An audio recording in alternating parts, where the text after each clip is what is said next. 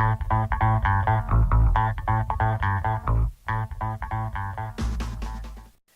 is Elliot Ives, Memphis musician. You're hanging out in my Memphis production studio in Midtown Memphis. I'm here hanging out with Run Memphis. Let's get into it.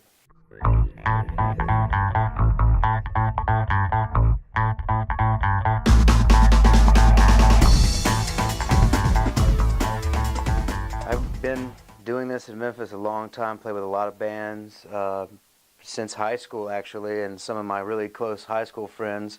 We went to college together here in Memphis at Rhodes College, and we started a band, and we're playing down on Beale Street all the time, and ended up getting a small Memphis-based record deal in early 2000s, and then since then just been branching off with different people, doing different types of music, from metal to rap to comedy to pop to everything I can get my hands on. The greatest thing about coming up in a place like Memphis is the exposure you have to all the talent that's here.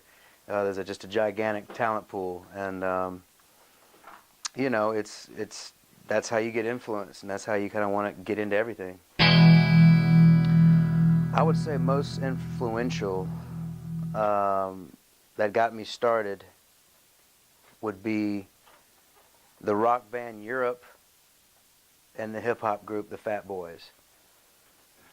Can you tell us, come on, man, you got to give us a little more. How did you end up listening to the Fat Boys, that wild rap group?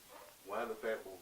Well, I'd say the Fat Boys, amidst, you know, the Houdinis, and the New Editions, and then of course, Run DMC, and, you know, freaking Will Smith back in the day. But I think it just always listened to music as a kid and wanted to have some rock, wanted the rock side and the rap side. I've always loved the timbre of a rapper's voice. That's what attracts me to rap music the most, is just the voice, more so than the words, the cadence, the voice, and then the heavy edge of the rock guitar. For some reason, I've been married to the two of those. So I would say that's my main influence. Memphis influence, a good friend of mine, Jeff Birch, who started a band with me way back when in college, and he kind of just went through every style of music possible, and we went on adventures, man. And when you go do that, and you delve into all the different genres, it kind of makes you want to, you know, put it all together. Well, Lord Tina Louise, they're a special group. They came here to Memphis to learn about crunk music, because let's be honest, it started in Memphis. All the popularity and the business and the success might have gone to Atlanta, but it started here. So this is where Lord Tina Louise came, and one of the first studios they worked in was a studio here in Memphis called Young Avenue Sound. And I had the pleasure of making music for them. They came in and sought me out, and I was able to make music for them, produce them the first few albums, and then even go on the road with them. But those two guys are insane. They steer clear of them.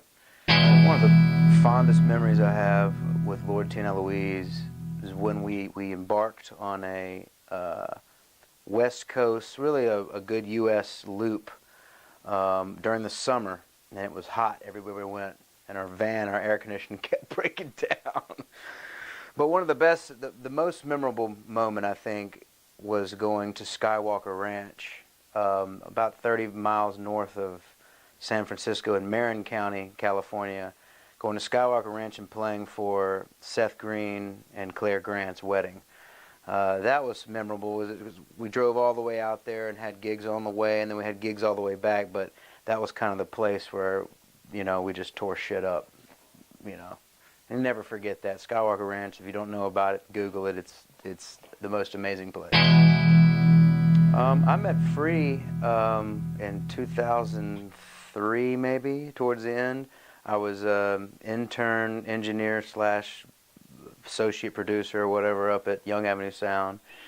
And Free came in to tour it. I guess he wanted to do an album there, and I gave him my card, and not 3 months later, I guess he had an issue with his guitar player and just called me out of the blue and was like, "Hey man, I remember you from the studio. You play guitar. Come play." And the first gig I had was this Grammy competition that we did, where we won the mid or the southern region, and then went on a cruise boat after that to compete nationally and won that. So my first experience with Free Soul was all like competition based. I think we had 4 or 5 competitions that we won all of. So it was a very exciting time and good to get into some new music with some new people. Going to Georgia for a job or something like that. Yeah. You know, before you got in with Justin's situation, but we all know that all of you guys were involved with Justin at some point. Mm-hmm. So how was it going up into the tail end of Free Soul? It was always a constant grind with Free Soul. I mean, that's the one band I've been in where we have seriously experienced extreme highs and extreme lows. I mean, we would go and do a gig with Justin, you know, in front of, albeit his crowd predominantly, or go do some crazy festival like Lollapalooza or something, and then the next week we'd all be broke, playing at some, redneck ass shithole in Huntsville, Alabama, making no money, being depressed. So it was always a grind, but it had its great moments, and then it had its problems. I mean, no one, even if you see people and you think they've made it because they've got a deal or they do this, it's a constant grind. This industry is constantly changing. There's no way set pattern that's always gonna be there for you. So it was always a grind. I mean, like I said, we had some cool moments and then we had some horrible moments. Justin was the producer on the Free Soul album, so he touched every production that we did. And some of them he would start from scratch. I mean, he was very hands-on with the making of that album. And so during that process, I had the opportunity to go and play guitar for him, so where he would, right in the studio be like, play this or play that or play this, and we would do that. And then I went to Timberland's studio one time, and Tim wasn't around all the time, so we would work and we'd finish what we had to do for Free Soul, and then we would just start jamming. And I think it was maybe that moment where I connected with JT on a just a musical level, I hope. But I never ever then assumed ever that he would be calling me to work on his album. That was a dream come true. It hit me in the head out of left field. I might have shat my pants a little bit, actually. It was April of 2012. I got a call from Justin's somebody in his management, and just said, come on out to L.A. Can you come out to L.A. for 3 weeks? I said, what for? He said, I got some he manages other producers and stuff. He's like, I got some work for you. Can you do it? And I was like, when? He's like 2 weeks, May 10th or something. I don't remember. So I said, yeah. I came out, and then that first night I flew in. I went to the studio, and I walk in. There's like a little camera crew. There's, Rob Knox, who works closely with JT, and his entourage, and then I hear this Rhodes piano coming from the booth. It's dark in there, and I'm like, what is that? And then I hear Justin like, oh, hey, man. And I'm like, oh, that voice. He came out. He's like, guess what? I'm like, what? He's like, we're going to do my record. And I just turned my head around. I was like, oh, man, this is insane. And so I was literally out there for 5 to 7 months on and off, working on different projects with them, and working with Timberland, and we would do the intros and outros and bridges and stuff, just tightening up. And then we had so many damn songs that Justin came back. He's like, well, we're gonna do 20 songs, and we even have more than that. I mean, there's like almost 60 ideas from those sessions. Well, I'm gonna say this from a guy who's basically been out of town for almost 2 years. Well, over 2 years at this point. 2.5 years I haven't been in Memphis. So I can only tell you about what I know when I come to Memphis on my time off lately in the past 2.5 years, and that of all the places I've been to on this tour and all over the world, Memphis is a very, very special place in terms of the amount of talent it has right here in the city. And not only the amount of talent, musicianship-wise or whatever, but how often people are working here. I mean, there are so many places to see music, and almost every night there's something going on in these places. And a lot of places, it's not really like that. The local scene is not, is not this abundant. I would hope stuff like Run Memphis is a good, way to start getting some of this stuff out there, because Memphis is a great place, but it is definitely difficult to get out and get exposure. And that is something that, I plan on really trying to help with, in any way I can, or just, brainstorm with people on how to really do this. I mean, some people have got some great ideas, in the past 5 years of getting some bands out. I mean, like we were talking about Star and Micey, they've done a hell of a job getting around, and starting to get a great name for themselves. But, it's just going to take stuff like what we're doing now, and a general awareness, and having these bands, when they go out on the road, promote your buddy's band, like drop stuff everywhere. There should be stickers and, I don't know, Yeah, but I mean, as far as music scene here, I think it's crushing. I mean, it's just about how do you get the exposure to get out so these guys can, really make a living doing this, because they deserve to. In the future, well, in the near future, our tour's about to end at the top of January, so I'd really like to come in here and finish some projects that I've been waiting to finish. Band I play in called Rabid Villain, we released an EP called Char not too long ago, over the summer, but I want to do a full length or another EP, or, really get that project up and running and get some more gigs. And then Lord Tina Louise, we're working on our 4th album. It's called Cease and Desist. And I'm looking to get that, happening and turned in, and some more shows there too. So the sky's the limit, really. I want to make music. I want to meet new artists. I love to get in a situation in Memphis where I could meet some up-and-coming songwriters, singer-songwriters, and do what I do and what my people do with me, and produce them, and try to develop as much as possible, so that we can go compete with a Nashville or an Atlanta, or When you say that, is it any certain genre of music that you're looking to deal in, or is it just wide open? For me, there's no certain genre. I just did a country record, I just did a metal record, and a rap record, all in the same month.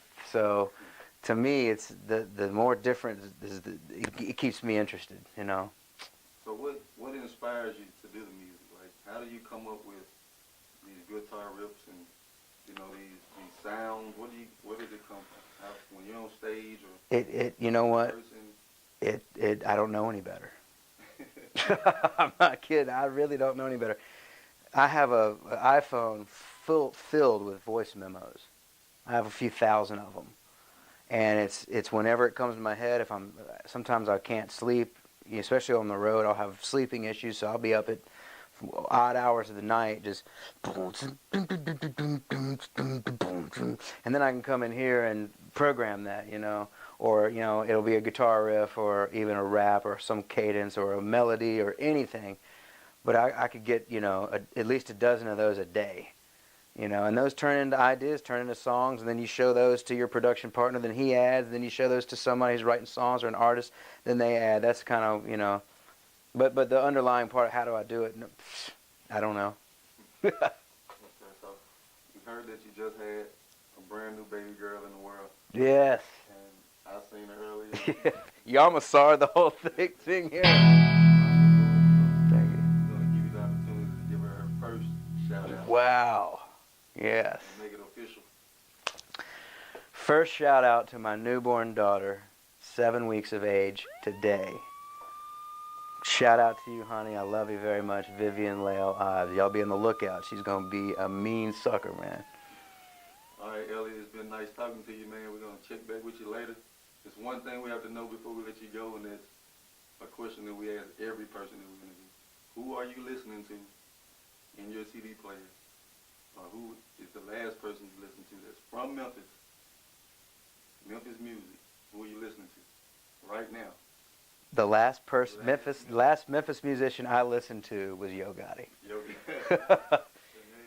There it is. Actually, it's funny because Lord Tina Louise took the instrumental from King Shit, and we do this song called White Collar Prison that we just did like a one verse over.